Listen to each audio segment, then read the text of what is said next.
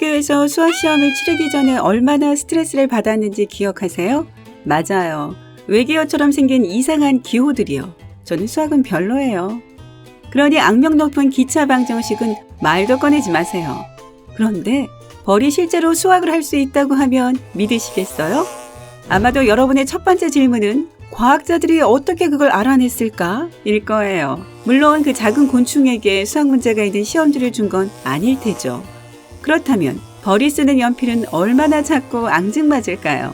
어쨌든 과학자들은 벌이 기본적인 수학 문제를 풀도록 훈련받을 수 있는 학교 같은 것을 만들었는데 벌은 놀랍게도 이것을 잘 해냈습니다. 이 연구의 유일한 목적이 우리를 대신해서 벌이 수학시험을 보도록 하는 것은 아니었죠. 이 모든 것은 인공지능 개발과 관련이 있습니다. 나중에 더 자세히 얘기하겠지만 우선 처음부터 시작하죠.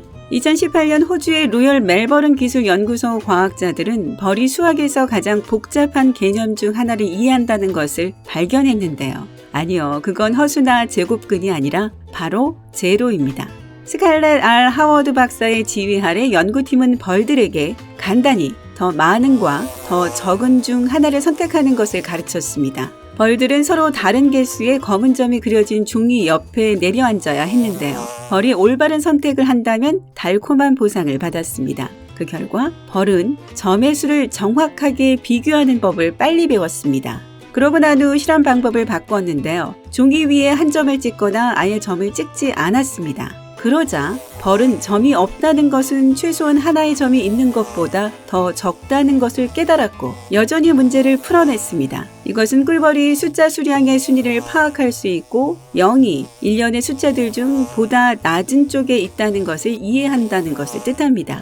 이후 같은 연구원들이 14마리의 자유비행벌을 대상으로 실험을 진행해 2019년 2월 과학 진보지에 연구를 실었습니다. 이번에는 Y자 모양의 미로를 사용했는데요. 미로 입구에서 1개에서 5개에 이르는 모양의 파란색이나 노란색으로 된 일련 요소들이 있었습니다. 파란색은 덧셈을, 그리고 노란색은 뺄셈을 의미했습니다. 초기 도형의 수를 보고 나서 벌은 선택을 해야 하는 소위 결정의 방으로 구멍을 통해 들어갔습니다. 벌은 미로의 왼쪽이나 오른쪽으로 날아갈 수 있었는데요. 두 방향 모두에 정답과 오답이 있었습니다. 만약 입구에서 파란 모양을 알아본 후 벌이 더 많은 도형이 그려진 쪽을 선택했다면 정답을 맞춘 것으로 작은 붕붕이 천재는 달콤한 설탕물을 상으로 받았습니다. 입구에서 도형수가 보다 적은 쪽을 선택했다면 오답을 고른 벌로 쓴맛이 나는 퀴닌을 받았습니다.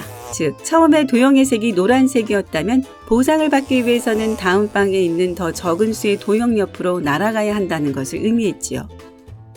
정답은 실험 내내 무작위로 바뀌어 벌이 미로의 한쪽만 방문하는 것을 배우지 않도록 했습니다. 처음에 벌은 무작위로 선택을 했지만 나중에는 문제를 해결하는 방법을 알아냈고 파란색은 플러스 1이고 노란색은 마이너스 1이라는 것을 배웠습니다. 벌이 규칙은 깨닫지 못한 채 단순히 훈련을 받았다고 생각하세요? 그 점을 확실히 하기 위해 과학자들은 보상이나 처벌이 없는 새로운 실험 지역을 만들었고 벌이 한 방향을 더 선호할 가능성을 없애기 위해 실험장에 어느 쪽에 정답이 있는지도 바꿨습니다. 2개의 덧셈과 2개의 뺄셈 시험으로 구성된 4개의 시험이 행해졌습니다. 그리고 14마리의 벌은 63에서 72%의 정답률을 보였습니다. 제 수학시험 점수보다 더 좋은 성적이네요. 좋습니다. 하지만 현실을 직시합시다. 수학시험에서 63점을 받았다면 아마 시험을 다시 봐야 할 거예요. 게다가 벌은 단지 숫자 2를 더하고 빼는 법만 배웠습니다. 그건 확실히 곱셈을 풀었다거나 그런 건 아니죠. 하지만 이 실험은 벌이 단순히 추측만 한 것이 아니라 어떤 수학적 능력을 가지고 있다는 것을 의미한다는 면에서 이건 확실히 관심을 받기에 충분한 자격이 있죠. 사실 많은 동물들은 필수적인 일을 하기 위해 기본적인 수준에서 숫자를 이해할 수 있습니다. 하지만 지금까지 소수의 동물만이 덧셈과 뺄셈 능력을 보여줬는데요. 꿀벌들은 침팬치, 아프리카 회색 앵무새, 거미와 함께 이 몇 안 되는 리스트 명단에 오르게 됐습니다. 이제 인공지능 얘기로 돌아가 보죠. 벌이 그것과 무슨 관계가 있냐고요? 꿀벌의 뇌는 약 100만 개의 뉴런을 가지고 있는데 인간의 1000억 개의 하드웨어에 비하면 아무것도 아닙니다. 하지만 우리보다 약 2만 배 작은 두뇌가 기호를 사용해 방정식을 풀 수 있다면 인공지능과 기계학습 분야의 새로운 접근 방법을 용이하게 해줄 수 있습니다.